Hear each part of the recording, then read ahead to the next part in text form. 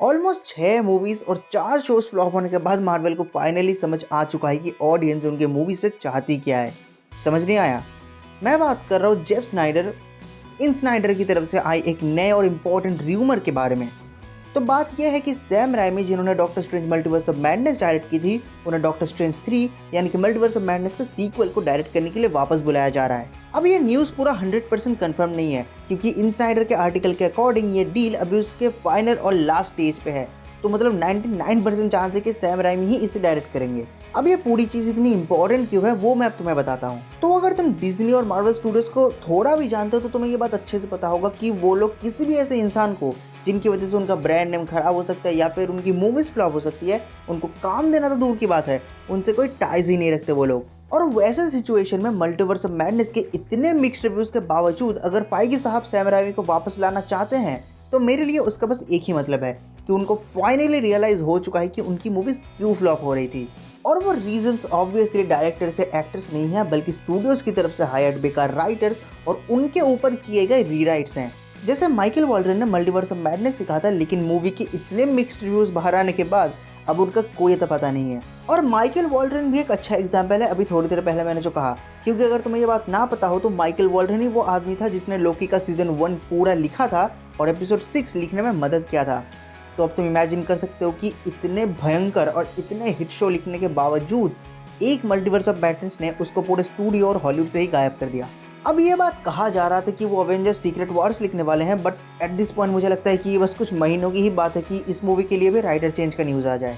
खैर, ये video Michael वॉल्डरन के बारे में तो है नहीं, तो टॉपिक पे वापस आते हुए अब सैम राइमी का डॉक्टर स्ट्रेंज 3 के लिए लौटना एक अच्छा साइन हो सकता है कि मार्वल को फाइनली समझ आ चुका है कि ऑडियंस एक ऐसी मूवी देखना चाहती है जो पूरा डायरेक्टर के विजन के हिसाब से बनाया गया हो और जिसमें स्टूडियो अपना आंख नाक मुंह टांग कुछ भी ना अड़ाए। और अगर तुम्हें ये बात भी ना पता हो तो मैं तुम्हें बता दूं कि स्पाइडरमैन 3 के फ्लॉप और डॉक्टर स्ट्रेंज 2 के इतने मिक्स्ड रिव्यूज का कारण भी यही है, स्टूडियोज का सैम राइमी के विजन के बीच टांग अड़ाना।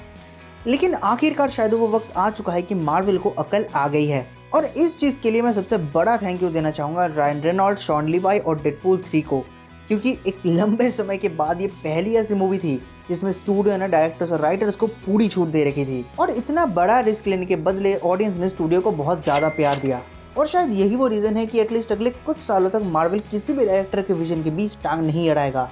अब ये अगला पार्ट आर्टिकल में मेंशन तो नहीं है तो इसे मेरी तरफ से एक असम्पशन समझ लो, लेकिन मेरे हिसाब से 2026 में आने वाले एवेंजर्स डूम्सडे तक जितने भी डॉक्टर स्ट्रेंज, फैंटास्टिक फोर या स्पाइडरमैन की मूवीज रिलीज होगी वो सारी कॉमिक्स के time run out story line को फॉलो करेगी, जो कि प्रोलॉग है 2015 वाले सीक्रेट वॉर्स का। अब ये स्टोरी लाइन देखो लंबी है, बहुत ज़्यादा लंबी है, तो उसको इस वीडियो में कवर करने का तो मतलब सवाल ही पैदा नहीं होता। और एक तरीके से कह लो कि मैं खुद भी नहीं करना चाहता, क्योंकि इस स्टोरी में ऐसे बहुत सारे कैरेक्टर्स हैं जो या तो एमसीयू में भी आए नहीं हैं या अगर आए हैं तो ऑलरेडी मर चुके हैं।